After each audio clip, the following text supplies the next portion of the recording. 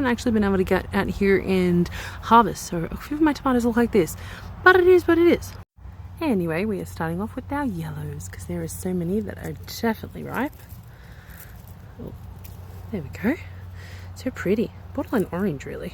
Also, guys, I will show you at the end of this video that I actually found out what that random tomato breed that popped up on the other side was, and well, actually just still don't know what it is, but it's ripened up and you can tell me. But for now, we'll harvest and then I'll show you when I get back in the kitchen. That's all for the yellows too. Next are all my blacks. I'm actually going to get rid of this plant after this harvest, so I'm just going to take off everything, including all the ones that are kind of green and blushing, and then next time it's going. I'm done with it. There's just too many and they're kind of watery, so they're not actually the best for sauces, but you know, I did my capsicum sauce with them instead. Oh, this one's just looking worse for wear. I'll get to the rest of these and get back to you. First lot. For the ones that are still pretty dang green, what I'm going to do is I'm actually going to go pretty far up, take a little bit of stem with it, and then let it ripen while it's still on the stem, just in the house. For the little stumps that kind of still look decent, and they've got quite a few green on them, what I would do is I just put them hanging on a clothesline, and hopefully the sun will ripen them up, because the energy from the plant will automatically want to go to its seed, which is, or fruit, which is the tomatoes. So I'm going to try that experiment as well, see if any of them ripen up. Whilst I do that, I'm picking off any of them that are blushing or ready to go and putting them in the bowl. This is where I'm at. Not gonna lie, it got really hot there for a second, so I actually put my phone back inside because it was overheating. But while it was overheating, I was out here overheating, and this is currently what this side of the tomatoes look like. I still have tomatoes along there, but I pretty much got rid of the majority of these. They just weren't looking too good, but still did get a full bowl of black cherries and a lot towards the carnage, but that's okay. I'm happy with that. Now we can start doing some winter planting. These San Marzanos are also looking a bit how you going, so I'm going to snip them off the base and just harvest them out, and that's it. I'm going to be done with those. Give them all a snip. They're very thick, and I leave the roots in, as I've said before, because they're full of nitrogen and they can replenish the soil. One snip. I'm going to do these without the camera because this is going to take a while.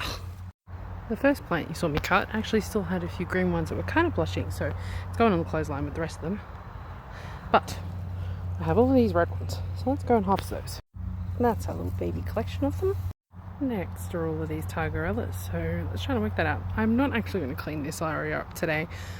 Needs it, but I ain't going to clean it up. But let's just so annoying. Into the garden.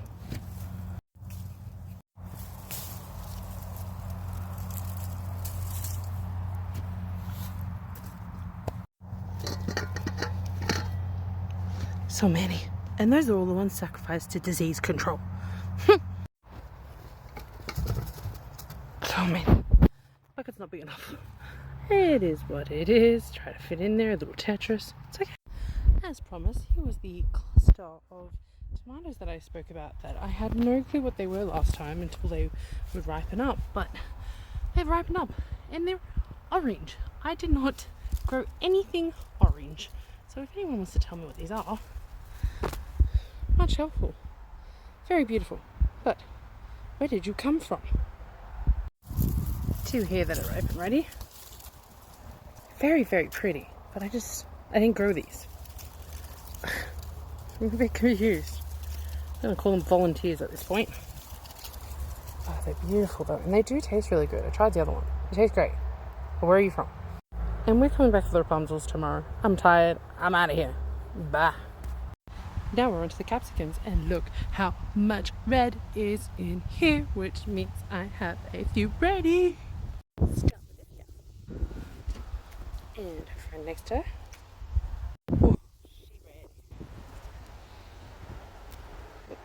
She's not ready to come off. Oh, there we go. Oh, take off the plant with you. And all these fly. And there's also a softness on the back, which means this probably has pest issues, which is getting dumped in the garden now. And